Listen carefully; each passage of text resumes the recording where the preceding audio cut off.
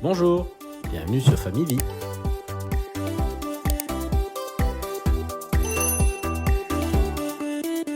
Avant de démarrer, un grand merci à Mathieu Boll, ingénieur et formateur en développement durable, qui a contribué à la préparation de ce sujet. Il propose aussi des cours et des formations autour de l'écologie, aussi bien pour les particuliers que pour les entreprises. Merci à lui pour son expertise et son soutien. Je vous mets un lien vers son site de formation juste en dessous.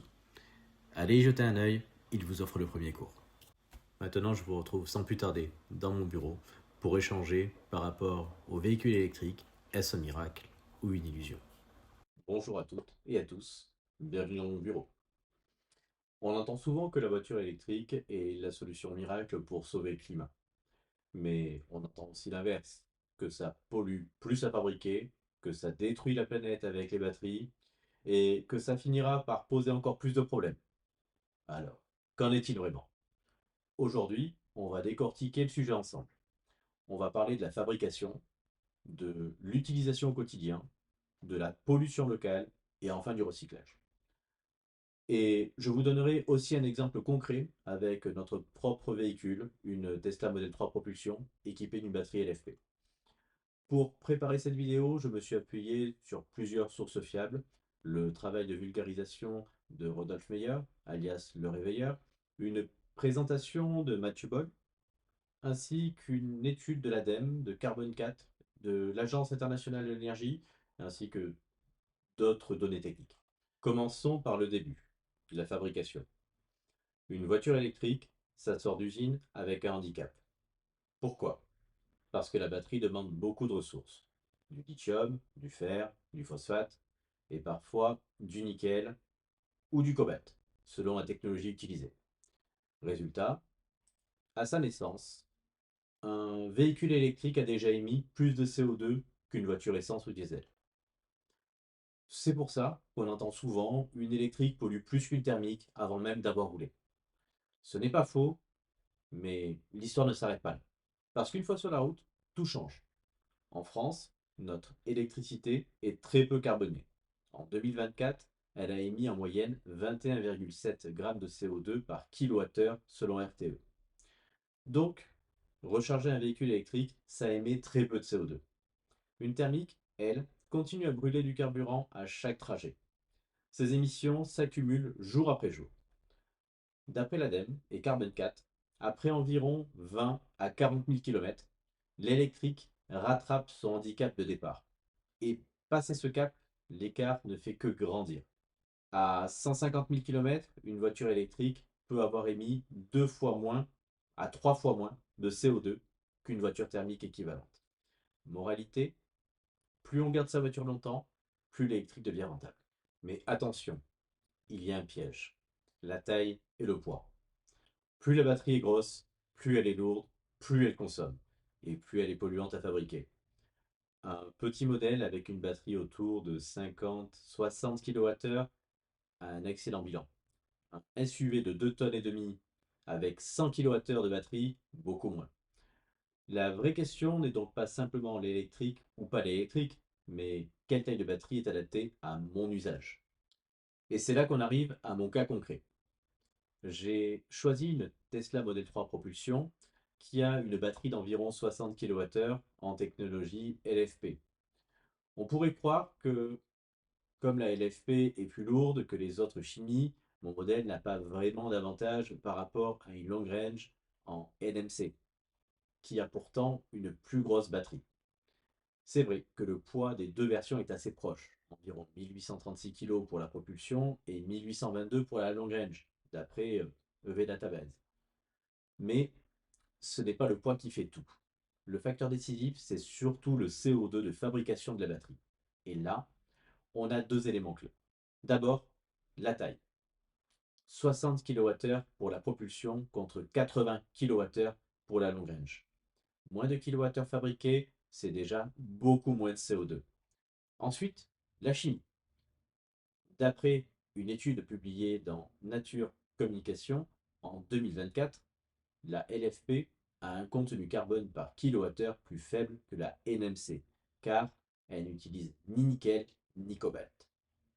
Résultat, la propulsion part avec une dette carbone plus faible. Côté consommation, sur la route, les deux modèles font presque jeu égal, autour de 13 à 15 kWh au 100 km. Avec notre mix électrique très peu carboné, l'usage ne change donc pas grand-chose. Ce qui compte, c'est bien la fabrication.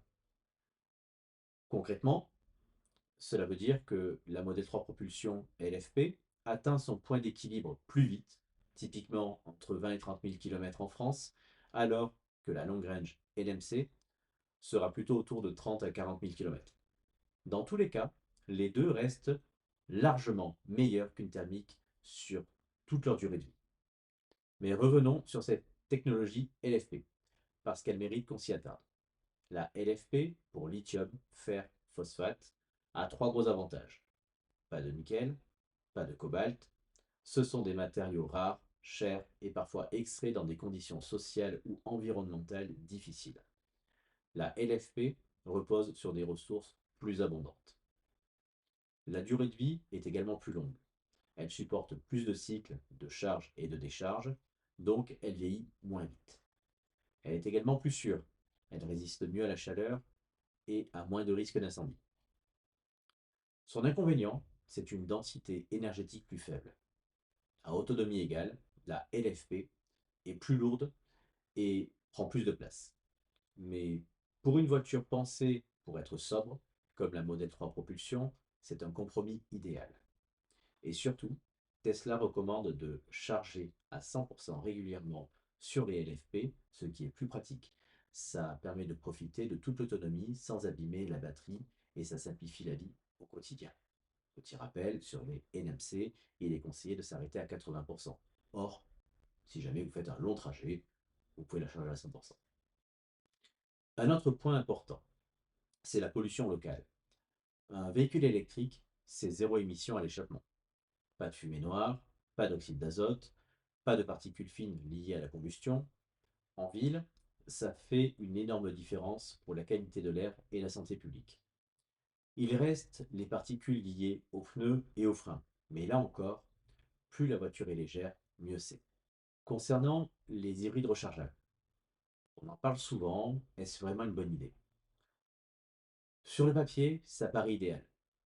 Électrique pour les petits trajets, essence pour les longs. Mais dans la réalité, si on ne charge pas la voiture tous les jours, on roule surtout à l'essence, et avec un surpoids supplémentaire de la batterie. On consomme presque autant qu'une thermique classique. Donc, un hybride rechargeable n'a vraiment d'intérêt que si on charge régulièrement. Maintenant, si on devait comparer avec d'autres modes de transport, et puisqu'on parle d'écologie, il faut élargir le regard. Même en électrique, si je roule seul dans ma voiture, mon empreinte reste plus lourde que si j'emprunte le train. Exemple concret, à Paris-Marseille. En TGV, c'est de l'ordre de 2 à 4 kg de CO2 par passager. En voiture thermique, seul, c'est plutôt 120 à 160 grammes. Et en modèle 3 électrique, solo, grâce au mix français, c'est environ 2 à 4 kg aussi. Si on est 4 dans la voiture électrique, ça revient à 0,5 à 1 kg par passager. La techno compte, mais le taux d'occupation change tout. Autre inquiétude fréquente. Si tout le monde passe à l'électrique, le réseau va exploser. En réalité, même avec 15 millions de voitures électriques, ça représenterait environ 10% de consommation en plus. C'est important, mais c'est gérable, avec une bonne planification. Le vrai défi, ce n'est pas la quantité, mais le moment où l'on recharge. Si tout le monde recharge la nuit, pendant les heures creuses, ça passe. Concernant maintenant la fin de vie des batteries. Contrairement à ce que l'on croit parfois, elles ne finissent pas toutes à la poubelle. On sait déjà recycler une partie du lithium, du nickel et du cobalt. Et les filières européennes progressent très vite. En plus, avant le recyclage, il y a la seconde vie. Les batteries peuvent servir au stockage d'énergie, par exemple pour les énergies renouvelables. Vous équipez votre logement de panneaux solaires, rien ne vous empêche d'avoir une batterie de stockage. Maintenant, c'est là où vous m'attendez. Le verdict. Oui, la voiture électrique est beaucoup plus écologique qu'un véhicule thermique sur la durée.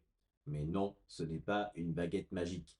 Si on garde les mêmes habitudes, avec des voitures énormes, lourdes, et en roulant seul dedans, on n'aura pas réglé le problème. La seule vraie solution, c'est un cocktail. Des voitures plus sobres, moins de trajets inutiles, plus de covoiturage et de transport collectif, et quand c'est possible, le vélo, voire la marche.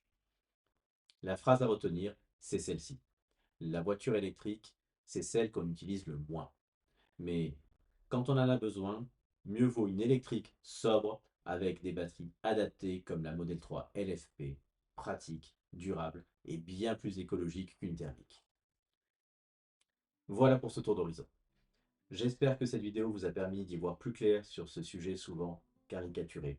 La voiture électrique n'est pas parfaite, mais elle a de vrais atouts si on choisit le bon modèle et qu'on l'utilise intelligemment. Et maintenant, j'aimerais avoir votre avis. Est-ce que, pour vous, vous voyez l'électrique comme une solution d'avenir ou pensez-vous que l'on exagère ses bénéfices? Dites-le moi en commentaire, je lirai vos retours avec attention. Si vous avez aimé cette vidéo, abonnez-vous à la chaîne Famivie. C'est ce qui nous permettra de continuer à partager des analyses claires, des tests concrets et des discussions sans langue de bois sur la voiture électrique. Merci d'avoir suivi jusqu'au bout et je vous donne rendez-vous très vite sur de nouveaux sujets.